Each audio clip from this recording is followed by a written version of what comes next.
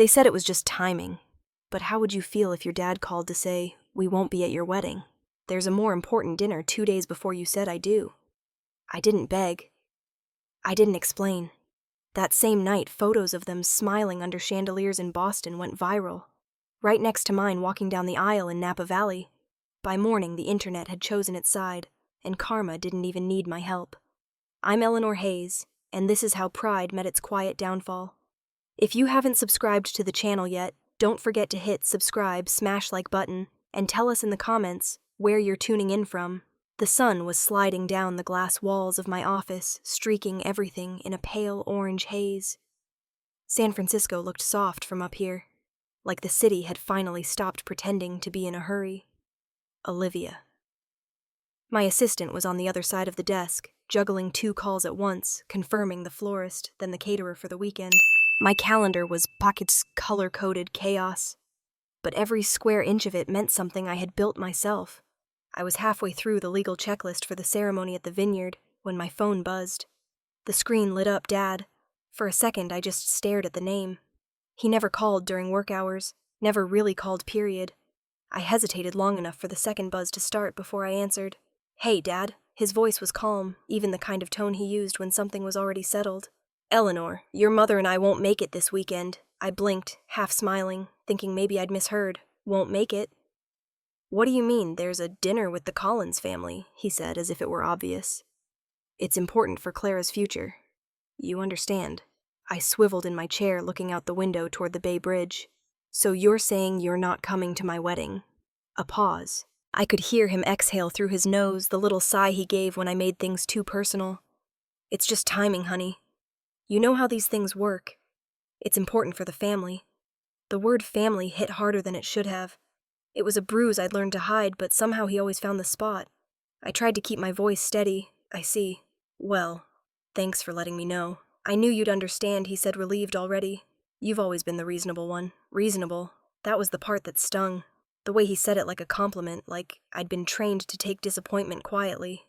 "Sure, Dad," I said. "I understand." He started to say something else. My name, maybe. But I hung up first. The office was too quiet. Even the city outside seemed to hold its breath. I stared at my reflection in the glass wall. I looked composed, professional, exactly what I had built myself to be. The kind of woman who could buy a $12 million vineyard estate in Napa Valley, run a company that hospitals relied on, and keep every piece of her life color-coordinated. And yet, there it was again, that familiar ache. Not grief, not anger, just the empty recognition that some people will never show up for you no matter how big the invitation.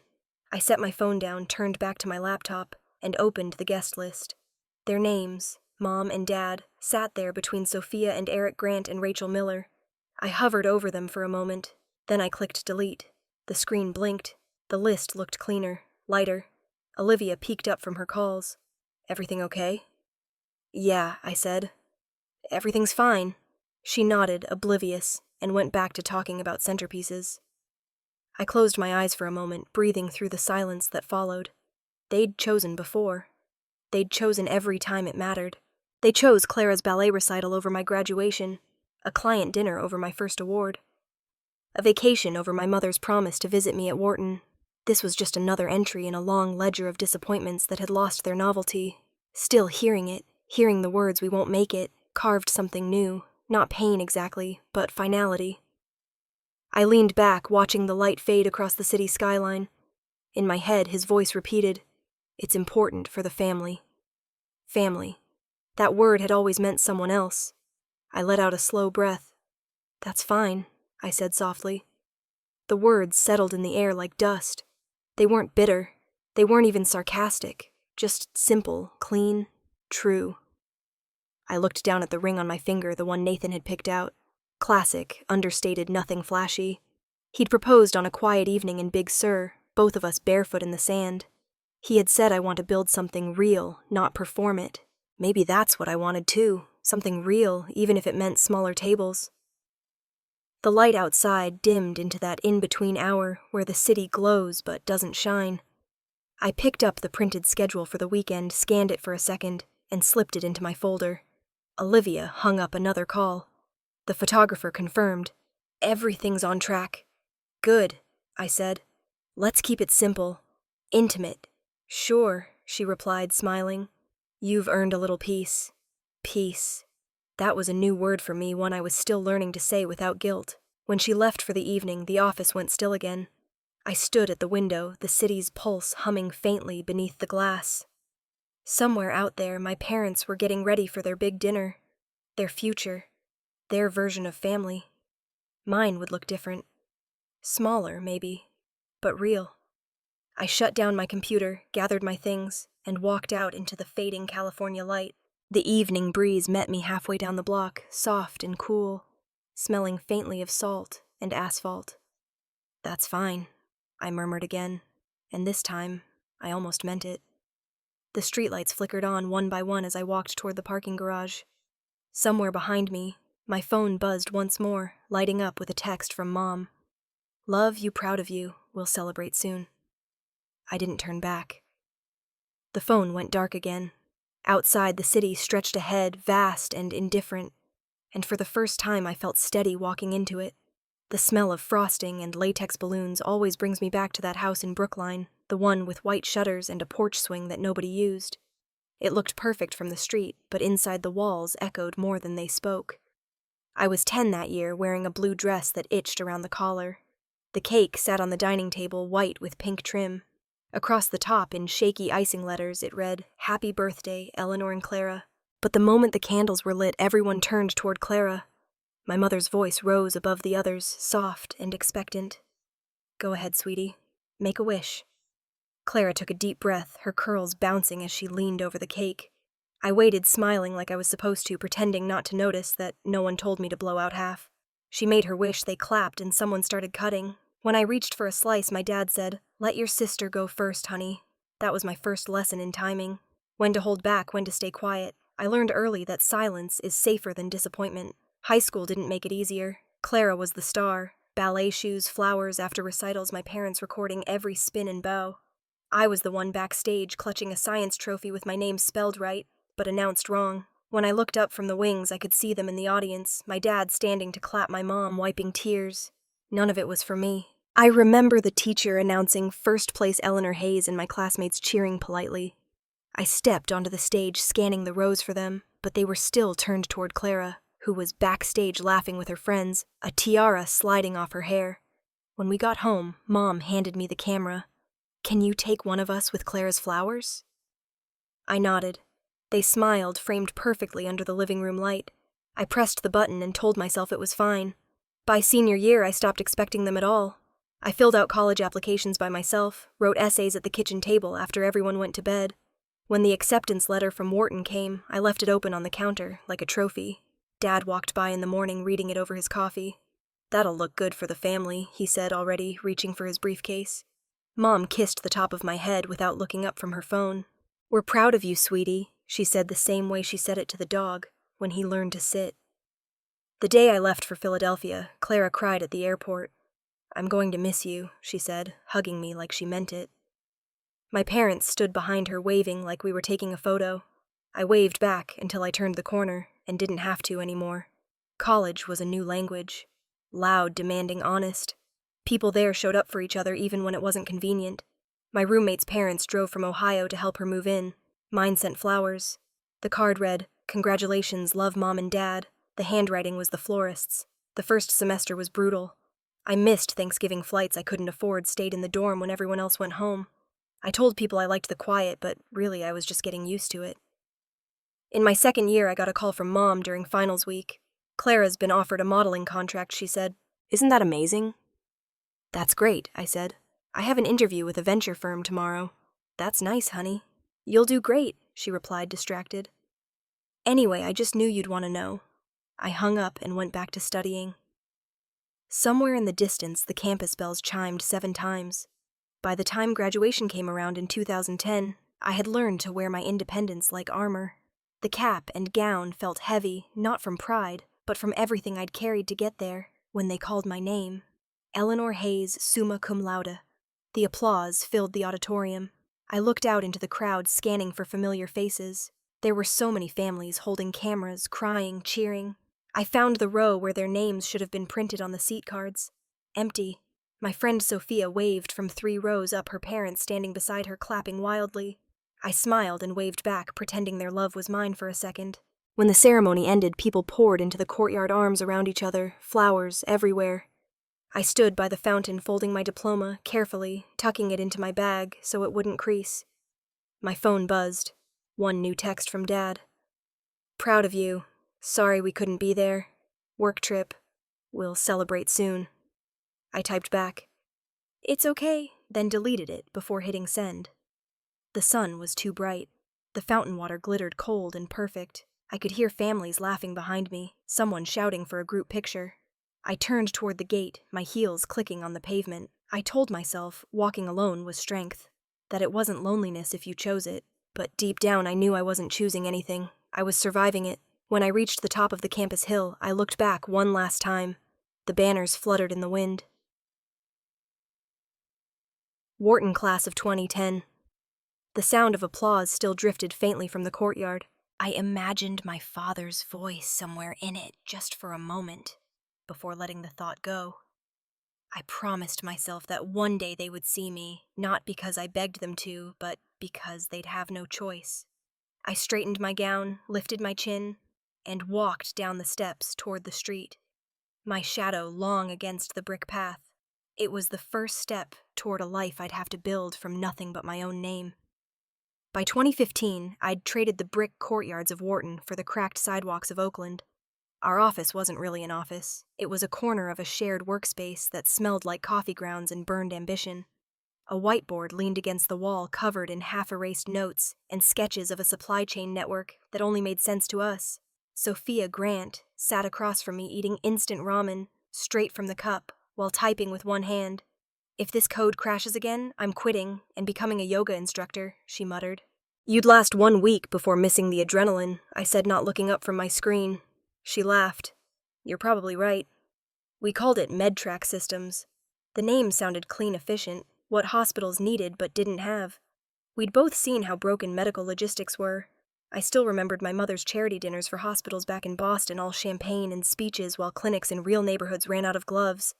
The nights stretched into mornings. We lived on caffeine and takeout noodles, sleeping under our desks when the servers crashed. When I finally looked up from the laptop one dawn, my reflection in the window looked like someone older, sharper. Tired, yes, but alive. No one clapped for me. So I built a life that would clap back. By late 2019, MedTrack had a few small contracts with regional hospitals, enough to keep the lights on, but not enough to dream big. Sophia wanted to raise another round. I wanted to keep control. We argued in that little office one night, the rain hammering against the windows. "You can't do everything yourself, Elle," she said. "You need to trust people." I stared at her, the glow from my laptop turning her face blue. I've trusted people before. It didn't end well. She sighed, but didn't push. That's why we worked. She knew when to leave silence alone. Then the world stopped. March 2020. COVID turned our emails from ignored pitches into desperate pleas. Hospitals needed tracking, coordination, logistics, everything we had spent 5 years building. My phone never stopped buzzing. Can MedTrack handle distribution for 20 hospitals? One director asked, 50 another. By April, it was hundreds. We barely slept. Sophia and I worked side by side, watching our dashboards light up like Christmas. The news came a month later. Startup saves hospitals nationwide. They called us heroes. We were just trying to survive. Investors began calling too. Venture funds. Tech conglomerates. People who had ignored my emails for years suddenly wanted meetings. Sophia and I flew to New York in early 2022 for acquisition talks. The conference room was made of glass and steel, overlooking Central Park, the kind of room my father would have killed to sit in. The lead investor leaned back, smiling. "Ms. Hayes, congratulations. You're about to be a very wealthy woman." I signed the deal with a hand that didn't shake. $120 million. MedTrack would expand globally. We'd keep small equity shares. The lawyers shook hands. Sophia cried. When it was over, I stepped out onto the balcony, the winter air sharp against my skin. The city spread out below, alive and indifferent. I texted Sophia. We did it. No calls from my parents. No text from Clara. If they wouldn't be proud of me, the world would. I took the red-eye back to California that night, sitting by the window while everyone else slept. The clouds outside glowed faintly from the city lights beneath them. For the first time, I didn't feel small. When I landed, I rented a car and drove north, past San Francisco, through Sonoma, until the landscape opened into rolling hills. I'd been looking at listings for months, but hadn't told anyone. Somewhere outside St. Helena, I found it, a Tuscan-style villa surrounded by vineyards that looked like poured gold in the morning light. The realtor was waiting with coffee. "It's peaceful here," she said. I nodded. The word felt foreign. Peaceful sounds nice. Inside, sunlight fell through tall arched windows onto stone floors. The house smelled faintly of oak and lavender. Outside, the vines stretched in perfect rows toward the horizon. I walked through the empty rooms. The kitchen, the wide balcony, the master bedroom with doors that opened to the valley. Every corner echoed with possibility. "This isn't revenge," I whispered. It wasn't about them anymore. Not about the birthdays missed or the graduations ignored. It was about finally having space to breathe without waiting for approval. Sophia drove up that weekend to see it. She whistled when she pulled into the gravel drive. $12 million, huh? You sure you don't want a yacht instead? I smiled. Boats sink, land doesn't. She walked through the halls with her phone filming. "You realize you could host a wedding here one day, right?" The idea caught me off guard. Marriage wasn't on my radar then. I laughed it off. Maybe someday. That night after she left, I opened a bottle of wine from the cellar, one the previous owner had left behind. I took it out to the terrace. The air was cool, the kind that settles into your bones. I sat there barefoot listening to the crickets. The silence wrapping around me like a language I hadn't spoken in years. This isn't revenge, I told myself again. It's peace. Finally. The stars were faint that night, but the hills glowed a soft, golden pulse that seemed to breathe with me. For the first time, the quiet didn't feel like punishment. It felt like home. The Collins estate in Boston looked like it had been built for photographs rather than people. White marble floors so polished they mirrored the guests' shoes, a chandelier glittering like an accusation, and portraits on every wall, faces of old money, staring down at anyone new enough to feel small. William Hayes adjusted his tie for the third time before they were even seated. My mother, Margaret, pressed a hand to his arm. "Relax," she whispered, though her own smile was stretched too tight to reach her eyes. Clara stood behind them in a silver dress, her expression soft but unreadable. Richard Collins Sr. entered the room with the kind of confidence that came from owning too much land and being told he deserved it. "Welcome," he said warmly. "Please come in. We're honored." They followed him into the dining hall, a long table set with silver crystal and too many forks. Clara sat between Henry Jr. and my parents. Henry's hand brushed hers under the table, and she smiled on cue. When the appetizers were served, Richard lifted his glass. "So, Mr. Hayes," he said conversationally, "I hear your older daughter runs a tech company." "Quite impressive." William gave a small laugh that sounded like an apology. "Oh, that little thing. She sold it. We're simple people. We value family, not money." The table chuckled politely. Clara's eyes dropped to her plate. Henry Jr.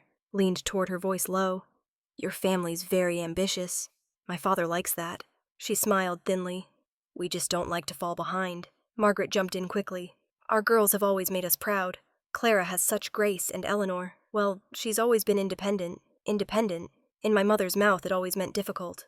Dinner carried on, filled with conversations that sounded like negotiations. William leaned toward Richard. "If our families worked together," he said, "perhaps we could create something long-term." Hayes. "Development has land near the coast that could be perfect for—" Richard nodded politely. Eyes distant. "Let's see how the wedding goes. First, shall we?" Margaret laughed too loudly, the sound sharp against the glass. "Of course, one step at a time." The waiters poured more wine. The chandeliers shimmered overhead, heavy with expectation. Clara kept her posture perfect, her smile mechanical. Incia, I imagined her chest tightening the way it used to when she'd hold her breath during ballet poses. They moved to dessert, some delicate French thing no one touched. William barely tasted his coffee before leaning forward again. I think our families could really build something here. Hayes and Collins. It even sounds strong, doesn't it, Henry Jr.? Glanced at his father, who didn't respond. Richard simply nodded once and said, "We'll be in touch." Afterward, as the guests filtered out onto the terrace, Clara stepped away for air. The night was crisp, the garden lights glowing against the marble paths. She wrapped her arms around herself, shivering. Her father followed. "Clara," he said sharply. She turned. "Yes." He took her by the wrist, not roughly, but firmly enough to make her freeze. "Don't ruin this, you understand? This could mean everything for us. For me." She stared at him. Eyes wide. "I thought this was about me and Henry. It's about family," he said as if that explained everything. Family. That word again. It rolled off his tongue like currency. Clara nodded slowly. "Of course, Dad." He smiled, faintly satisfied, then straightened his jacket and went back inside. She stood alone under the string of golden lights. Her reflection shimmered faintly in the glass door, her perfect smile now gone. The sound of laughter floated from the dining room, her parents trying too hard, their voices too bright. They didn't love people. They loved possibilities. Clara rubbed her wrist where his hand had been. The faint mark would fade, but the feeling wouldn't. She looked up at the mansion, its perfect facade gleaming, and for a moment she wondered how much of her life had been built for someone else's photograph. Inside, Margaret was telling a story about Clara's childhood, how graceful she'd been since birth, how she'd danced before she could walk. William nodded, adding details that made him sound like the devoted father he imagined himself to be. Clara re-entered the room just as they laughed. Richard and Henry rose politely. William put an arm around her shoulders. "There she is, our shining girl." She smiled automatically, every muscle rehearsed. "I'm just happy you're happy, Dad." Later, as the cars idled out front, she slipped into the back seat beside her mother. The silence stretched until Margaret said softly, "You did beautifully tonight, darling. Everyone adores you." "Of course," Clara said, staring out the window at the long driveway. "That's what matters." Her father was already on his phone talking numbers, names, and opportunities. When they reached home, he kissed her forehead absently. "You made us proud tonight. Keep it up." She closed the door behind him. Her face reflected in the glass again. The house was quiet. She could still hear the echo of crystal clinking, the hum of polite laughter, the scrape of chairs against marble. For the first time she realized she hadn't tasted anything all night. I didn't see it happen, but I can picture it clearly. The moment something in her cracked a tiny fracture in the perfect image they'd spent years polishing.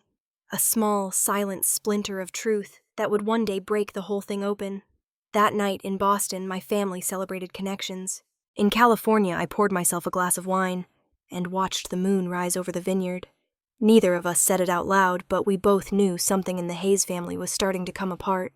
The mornings in Napa felt different, slower, like the world hadn't decided yet what kind of day it wanted to be. Mist curled around the vines, soft and silver, and the air smelled faintly of earth and citrus. From the terrace, the valley spread beneath us, endless rows of green fading into the hills. Nathan stood beside me, a clipboard in his hand, reading off names from the guest list. 58, confirmed, he said, tapping his pen. Maybe 60, if Sophia's cousins actually show up. I smiled, though I wasn't really looking at the paper. That's plenty. He glanced at me the way he did when he was trying to read what I wasn't saying. Are you sure you're okay with them not coming? I didn't need to ask who he meant. They've already chosen their table, I said simply. Nathan nodded, letting it go. That was one of the things I loved about him. He never pushed, never tried to fix what didn't need fixing. He just stood beside me until the silence stopped feeling heavy. Below us, the staff was setting up for the weekend. White tablecloths fluttered in the light breeze. Strings of bulbs were being draped from post to post, catching the faint morning light. Buckets of pale roses and olive branches waited near the stairs. I walked down barefoot across the damp stone steps, the hem of my robe brushing against the dew. Olivia was directing florists near the archway, waving her clipboard like a conductor. "Make sure the centerpieces are lower this time," she called. "I want people to actually see each other's faces." She caught sight of me and smiled. "Morning, boss bride." "Morning," I said, taking a mug of coffee from the tray she carried. Everything coming together. Almost, just waiting on the photographer's assistant. "Oh, and your dress got steamed and delivered last night. It's hanging in the upstairs room." "Perfect." She hesitated, studying me. You sure you don't want me to call your parents again just to make sure? I shook my head. No calls? No reminders? She nodded quickly. Got it. As she walked off, I stood there for a moment listening to the quiet hum of work around me. The clatter of dishes, the murmur of staff, the faint sound of a car somewhere down the hill. For years I wanted their approval. Now I just wanted presence. Real, imperfect human. The email alert chimed on my phone, breaking the calm. I glanced down at the screen. Subject line, "We're proud of you." It was from my father. I hesitated, then opened it. "We hope you understand. This is about the family's future. We're proud of you always. Love, Dad. Proud." That word again, so easy to type, so empty when it came too late. I closed the email without reading it twice and hit delete.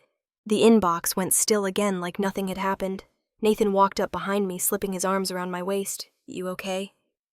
"Yeah," I said softly. "Just deleting old files." He rested his chin on my shoulder. "You know you don't have to pretend this doesn't hurt." I leaned into him. Pretending isn't the point anymore. It's perspective. He kissed the top of my head. "That's why I fell in love with you. You make pain sound poetic."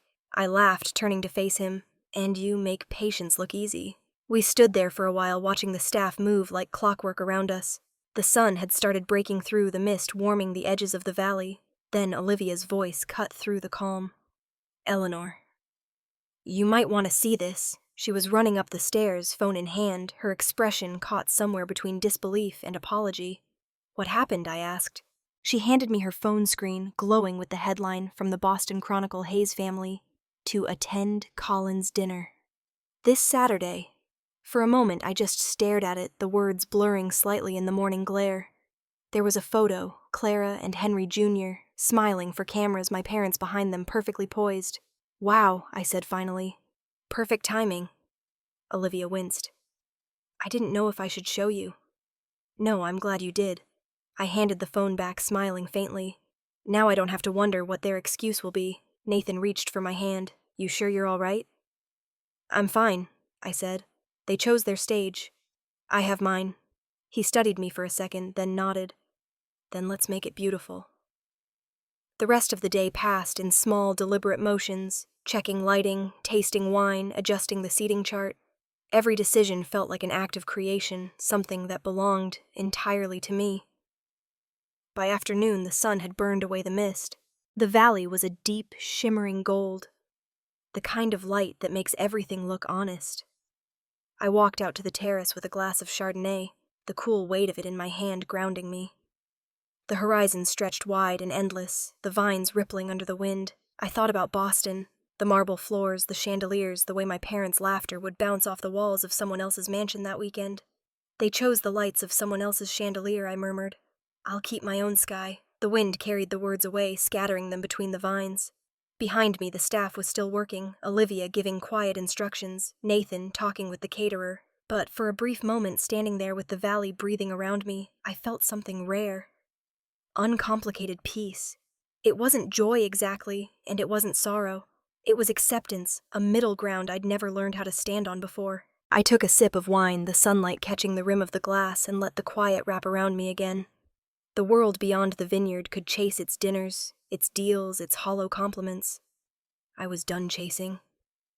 The sky deepened into evening gold, the air cooling, and for the first time in a long time, I felt ready, not for approval, not for revenge, just ready to begin something that belonged entirely to me. The vineyard shimmered like a sea of quiet light. Lanterns hung from the olive trees, their glow soft and amber against the dark. The long tables were already set, crystal glasses, linen napkins folded like petals, silverware catching bits of starlight.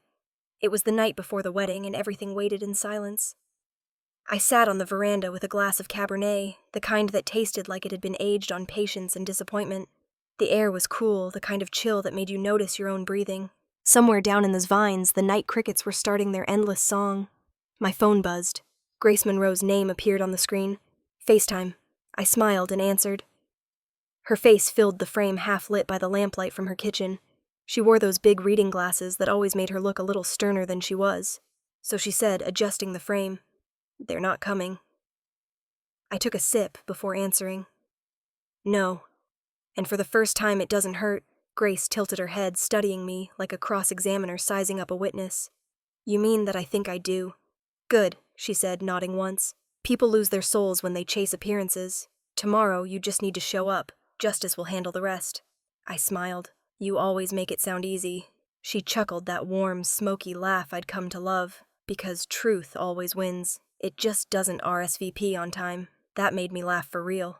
You should have been a poet instead of an attorney. I was, she said, grinning. Then I met billable hours. We talked for a few more minutes, about Sophia's speech, about Nathan's vows, about how I was finally marrying someone who made quiet feel safe. Grace listened, nodding her eyes soft. She'd always been more family to me than anyone bound by blood. When the conversation lulled, I reached for my phone to check the time. A notification flashed across the screen, Boston Insider. Hayes family, seen dining with Collins Group. For a second, I just stared at it. A photo of them sitting at a long, glittering table under crystal chandeliers, all smiles and champagne flutes. The caption said it was a private pre-engagement dinner, the kind of social event my parents had always dreamed of attending. I set the phone face down and exhaled slowly. Let them dine. Grace's voice came through the speaker. What's that? Nothing. I said, just the universe confirming I made the right guest list. She gave a small, knowing smile. You remember what you told me once. Respect isn't inherited. It's earned. Keep that close tomorrow. I will. There was a pause. The kind that doesn't need to be filled. Grace finally said, Sleep if you can. The kind of peace you've earned. You don't want to show up too tired to feel it. Good night, Grace. Good night, sweetheart. The call ended, the screen went black, and the reflection staring back at me was calmer than I remembered being. I leaned back in the chair, letting the night air press softly against my skin. The vineyard stretched out before me, endless and patient, each row of vines breathing in rhythm with the wind. I thought about all the nights I'd stayed awake, wondering how to earn their love, how to make them proud. But that chapter had closed quietly without fanfare. That night I didn't plan revenge. I just planned to be happy. Nathan had gone into town to pick up some last-minute details. Flowers, ribbons, candles. Olivia had gone home hours ago, insisting I needed bride silence. Now it was just me and the vines. I slipped off my heels and stepped down the veranda stairs, the stone cool beneath my bare feet. The lanterns swayed gently as I walked past them, each one marking a soft pool of light in the darkness. I ran my fingers along the vines, the leaves whispering against my skin like an old friend's reassurance. The stars above were sharp and clear. Somewhere in the distance a coyote called, and the sound stretched across the hills like a question left unanswered. I stopped at the edge of the property where the rows ended, and the world began to feel wide again. From here, you could see the faint outlines of other estates, their lights glowing softly against the valley. Somewhere among them, people were dining under chandeliers, raising glasses, saying all the right words. And here I was, barefoot in the dirt, my hands smelling of grapes and earth, the night wrapped around me like truth itself. I smiled. Let them have their dinner. The wind moved through the vines again, and I could swear it carried back something like laughter. Not mine, not theirs, but the kind that comes when the universe decides it's finally on your side. I turned back toward the house. The lanterns flickered gently as I walked beneath them, my silhouette stretching long and thin against the gravel path. Inside the tables were ready, the candles unlit. Tomorrow, this place would be full of love, of laughter, of people who had shown up. But tonight, it belonged only to me. As I reached the veranda, I paused for one last look at the vineyard. The rows seemed endless under the stars, neat and patient, waiting for morning. I ran my hand over the wooden railing, feeling the smooth grain under my fingertips. Tomorrow, I whispered. The word hung there for a moment, then disappeared into the night air, carried somewhere between the vines and the stars. I turned off the last lantern, stepped inside, and closed the door behind me. The world split in two that evening. Boston glittering under chandeliers, and Napa Valley glowing in gold. In Boston, the Collins estate shimmered with excess. Crystal glasses polished silverware, a string quartet playing something expensive and forgettable. William Hayes adjusted his tie for the 5th time, smiling so hard his jaw ached. Richard, I really think if our families work together, we could do something remarkable, he said, his voice just loud enough for the table to hear. Richard Collins, Sr. nodded, swirling his wine. You certainly have the enthusiasm for it, Bill. That's rare. Margaret laughed before her husband could respond, that high-practiced sound she used when she wanted people to like her. He's always been passionate, she said. About business, about family, everything. Clara sat between Henry Collins Jr. and her mother. Her fork untouched, her napkin folded too neatly in her lap. Henry leaned closer. Your father seems ambitious. She forced a smile. He believes networking is survival. Henry smirked. My father calls it art. Her gaze drifted across the table to where her parents were leaning in toward the Collinses, nodding, laughing, agreeing. The conversation was effortless for them. They'd been practicing their whole lives. Meanwhile, 3,000 miles away, the light in Napa turned the vineyard into molten amber. I stepped out of the house, the lace of my gown brushing the stone steps, the evening air soft against my skin. The valley stretched out beneath me, wide and golden, the sky beginning to fade into blush and silver. Sophia stood near the archway with her husband Eric, smiling at the guests. Rachel adjusted her camera strap, waiting for the moment the light turned perfect. Grace Monroe sat in the front row, her cane resting beside her chair, watching me with a look that mixed pride and peace. Aunt Diane and Uncle Robert chatted quietly, their hands intertwined. And Nathan? Nathan stood at the altar, his eyes locked on me. Grace leaned toward me as I passed. They're missing the only dinner that ever mattered. I smiled. Their loss. While they clinked glasses to reputation, I raised mine to love. The music began soft and low, carrying across the vines. The scent of roses drifted through the air. For a moment, I forgot everything. Boston appearances history. It was just light and air, and the steady rhythm of my heart matching Nathan's breath as I walked toward him. In Boston, dessert had just been served. William laughed too loudly at one of Richard's jokes, his hand resting on Margaret's arm. The guests leaned in, basking in the performance of belonging. One of the younger guests, distracted, scrolled through her phone under the table. Wait, she whispered, turning her screen toward her husband. Isn't that his daughter? The husband glanced over. Who? The tech one? Eleanor Hayes? William froze mid-laugh. His smile faltered. Margaret's eyes flicked toward him, reading his face before glancing down. On the phone screen, a photo filled the page. Me, standing in my gown at the vineyard, light pouring around me like it had chosen a side. The caption read, Private Wedding in Napa Valley. MedTrack founder marries attorney Nathan Brooks. Richard looked amused. Ah, so your daughter is the entrepreneur from the article I saw this morning. Impressive. William swallowed hard. Yes, well, she's always been independent. Margaret's hand trembled slightly as she reached for her glass. We couldn't make the ceremony, she murmured, forcing a smile. Business commitments. Oh, of course, Richard said, polite but uninterested. Family events can be tricky when you're in demand. The room went quiet, just long enough for everyone to understand what wasn't being said. A string from the quartet snapped mid-song, the sound sharp as breaking glass. Margaret lifted her wine, but her hand slipped. The glass hit the marble floor and shattered, the red spilling across the white tiles like blood.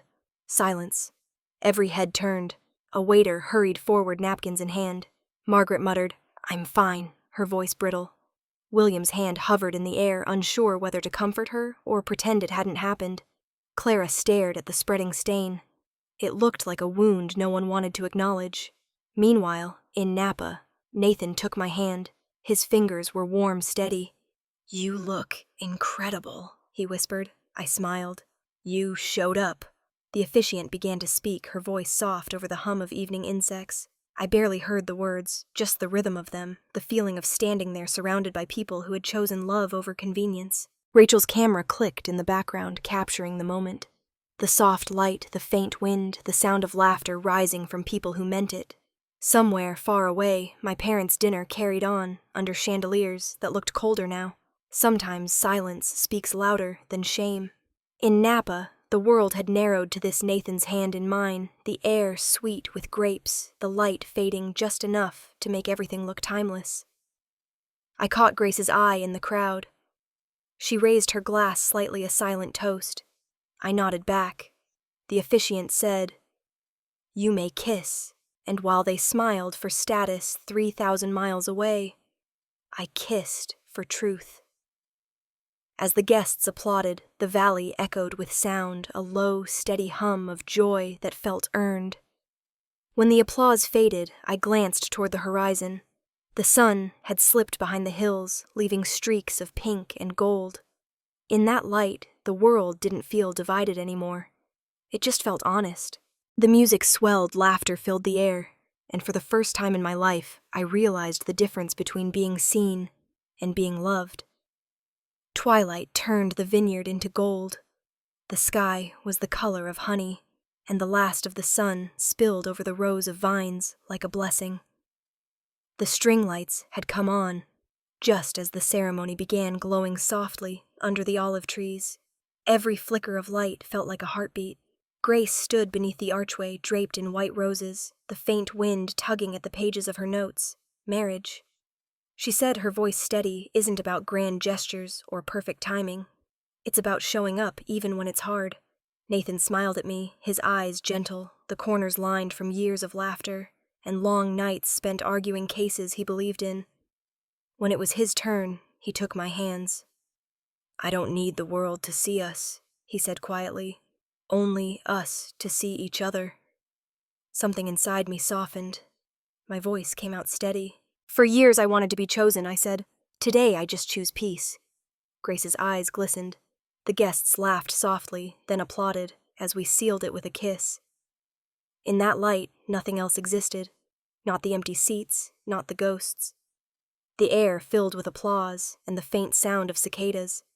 The music started, a slow jazz tune from a local trio under the trees. Rachel moved among the tables, camera in hand, capturing laughter and half-empty glasses, Sophia toasting with Eric, Grace talking quietly with Aunt Diane.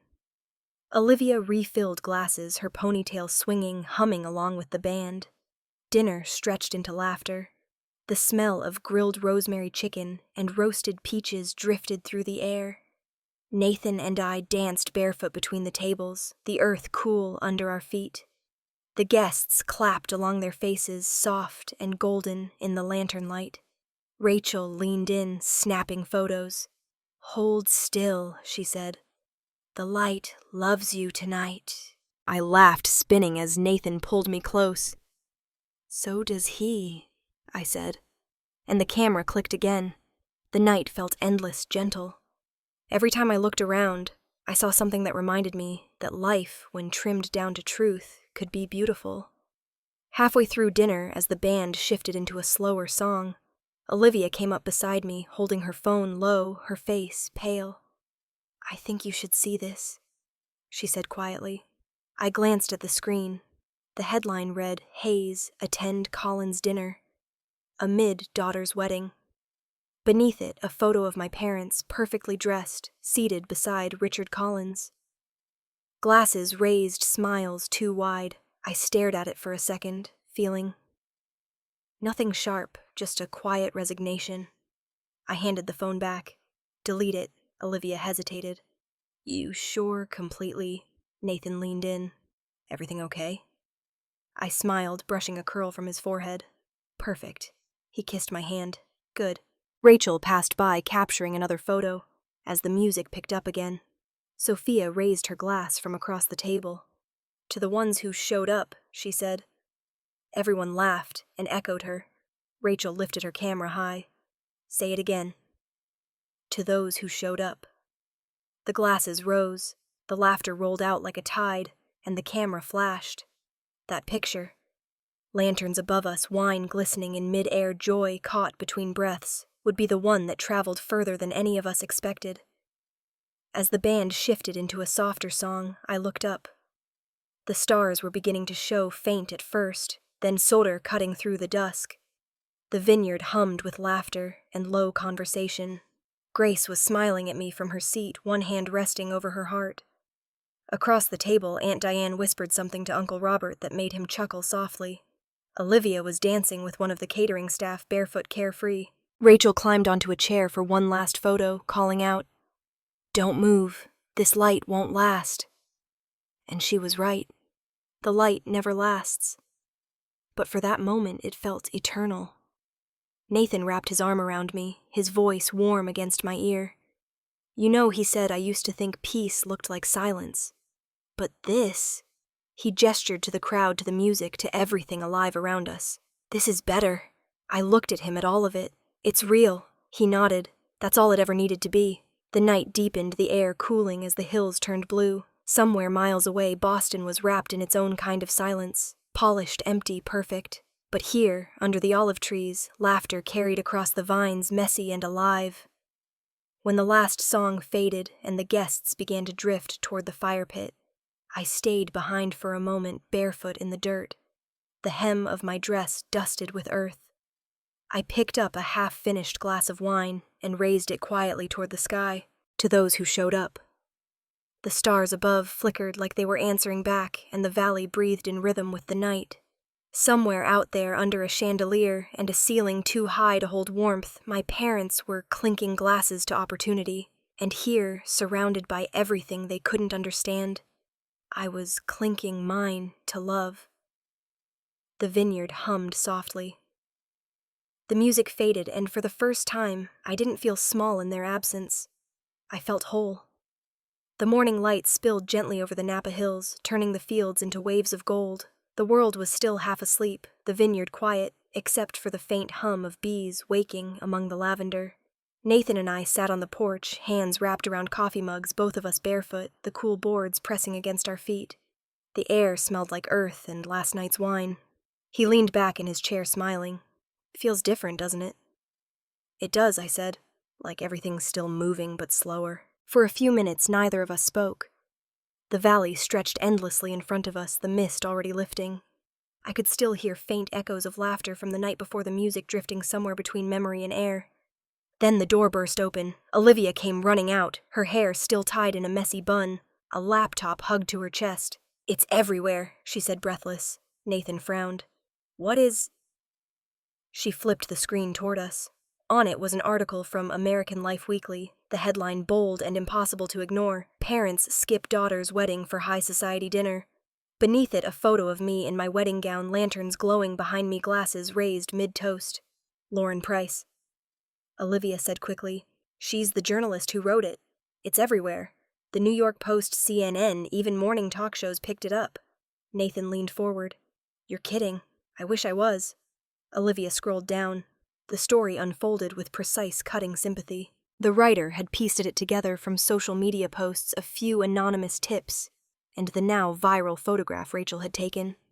While the Hayes family attended a dinner in Boston, their eldest daughter married quietly in Napa Valley. The image, wine glasses lifted under olive trees, has become a symbol of grace in the face of neglect. I stared at the screen.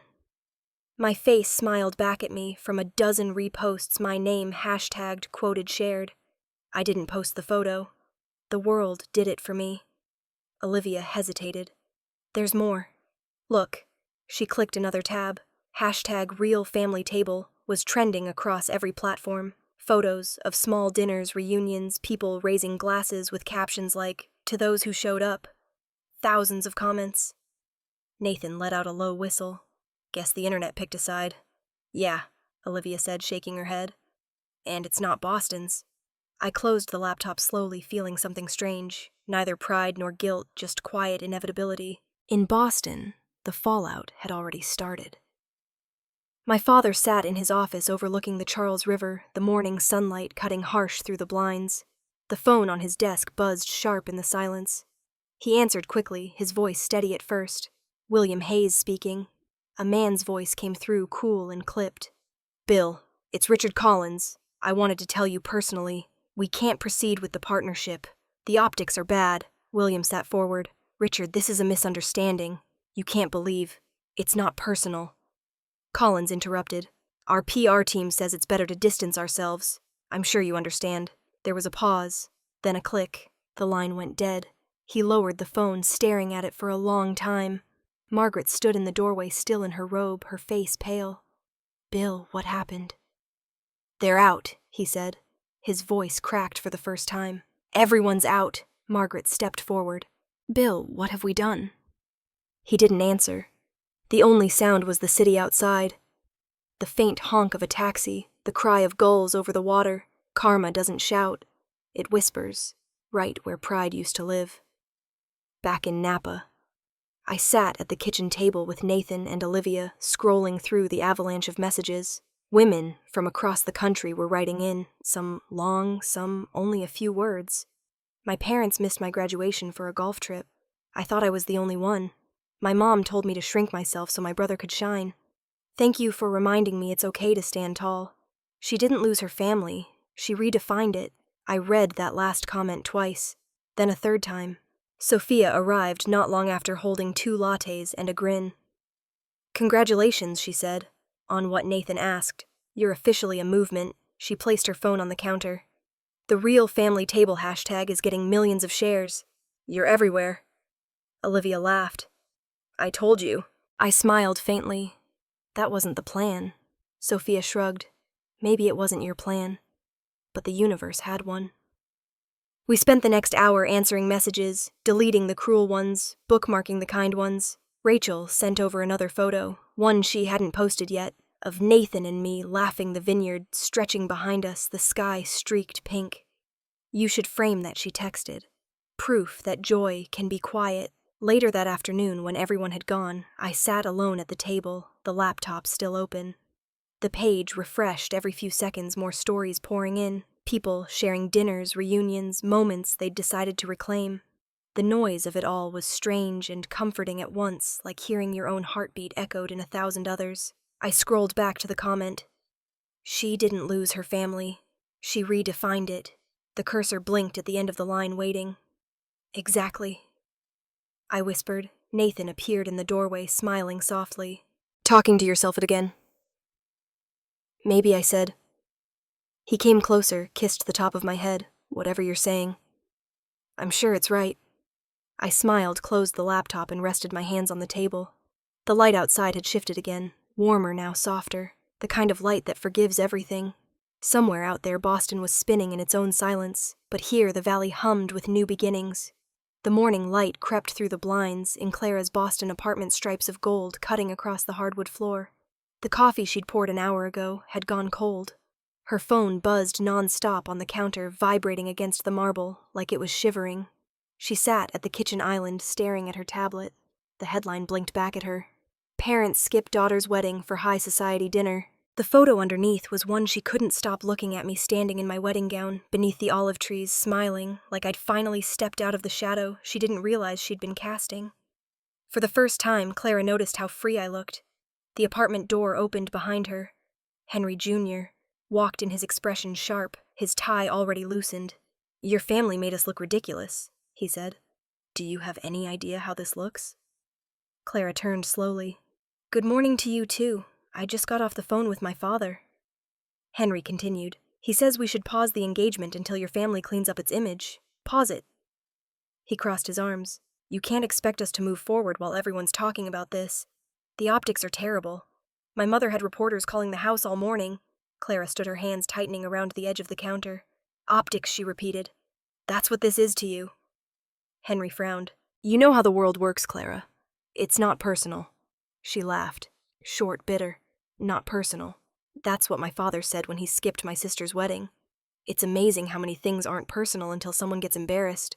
Don't do this, Henry said, lowering his voice. You're overreacting. She shook her head. No, I'm finally reacting. He stared at her, jaw tight. We'll talk when you calm down. I'm calm, she said quietly.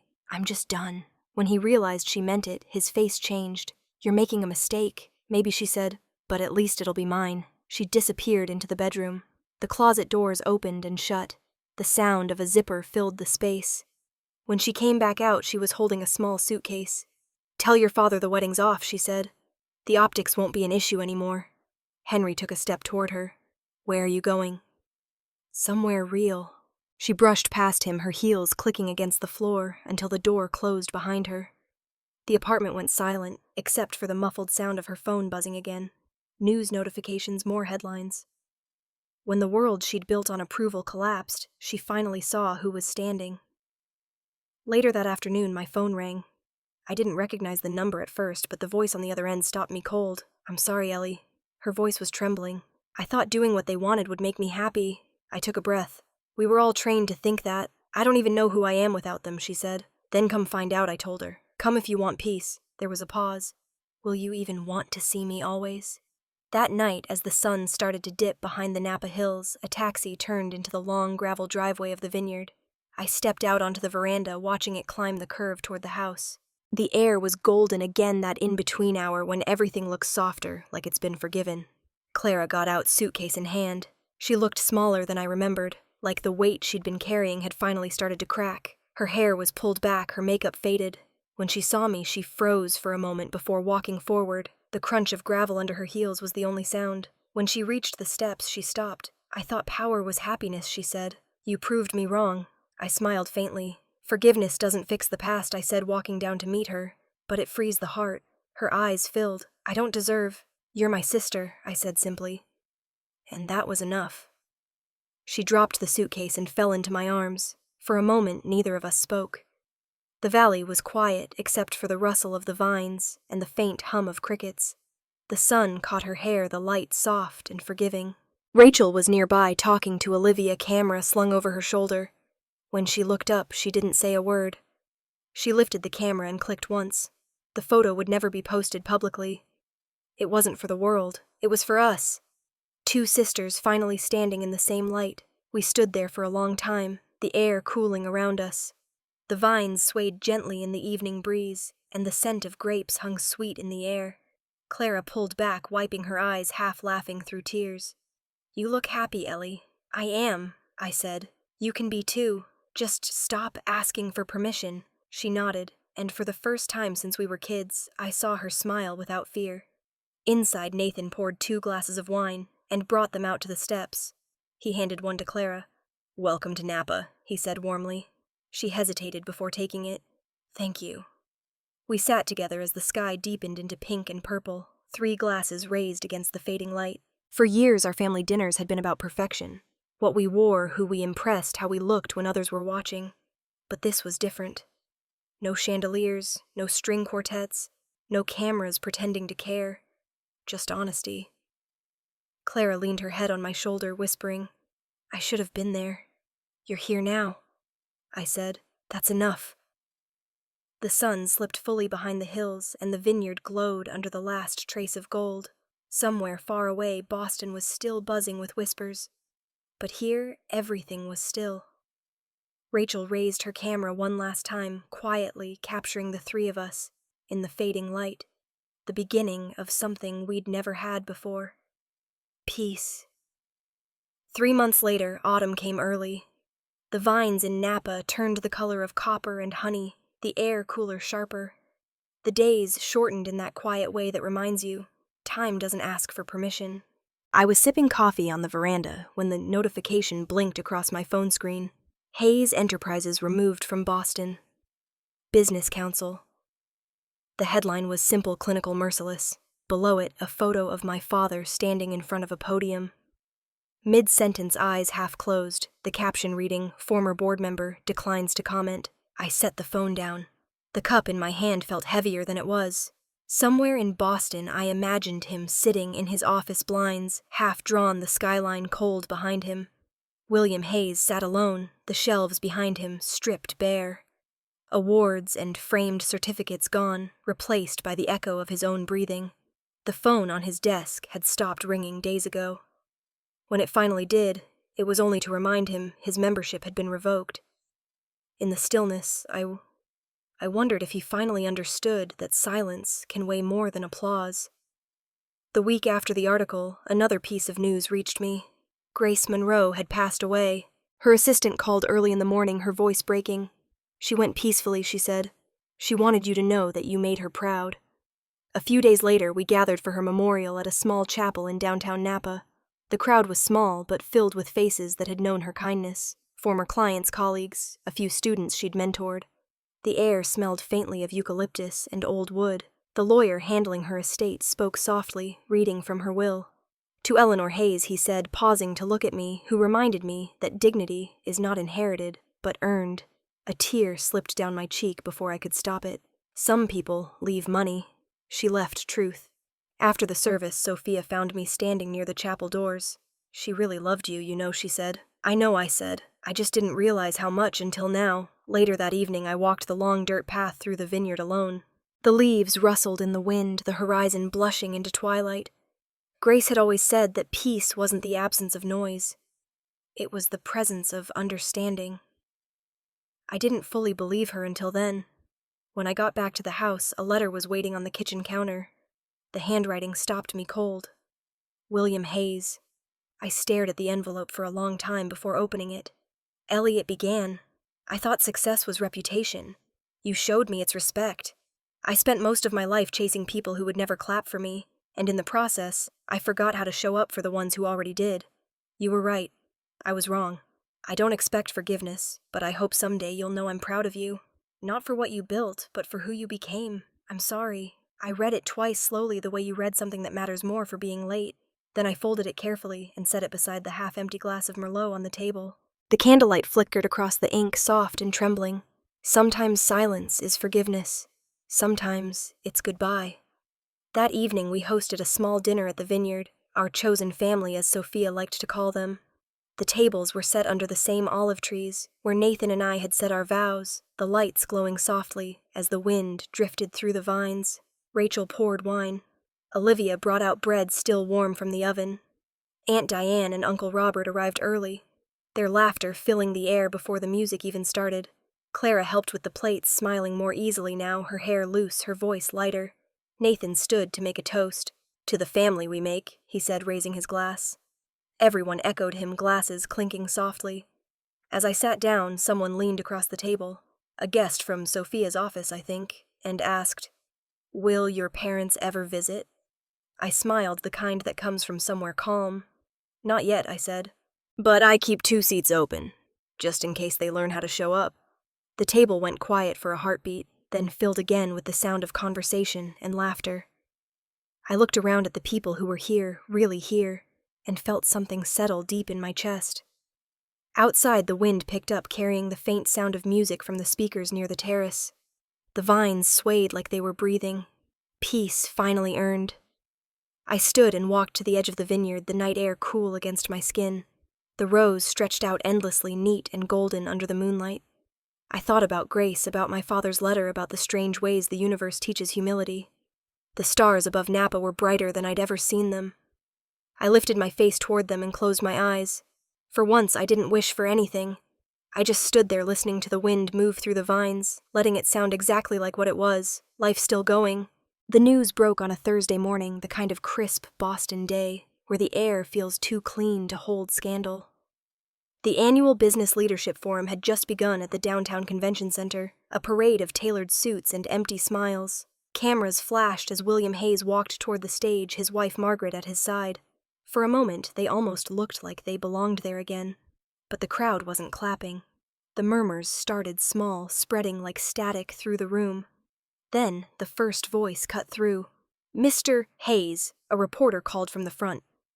"Is it true you skipped your daughter's wedding to attend a dinner with the Collins family?" The words froze the air. The cameras turned. A dozen microphones were raised at once. William blinked under the lights. "That's not exactly." The reporter stepped closer. "There's a photo circulating, sir, of you at the Collins dinner the same night your daughter married in Napa Valley. Do you deny that he opened his mouth but nothing came out? His throat tightened, the practiced charm, the corporate smile, gone." Beside him, Margaret tried to hold her composure, her lips trembling around a smile that no longer worked. "Please," she whispered, reaching for his arm. The weight of the eyes around them grew unbearable. Her knees buckled.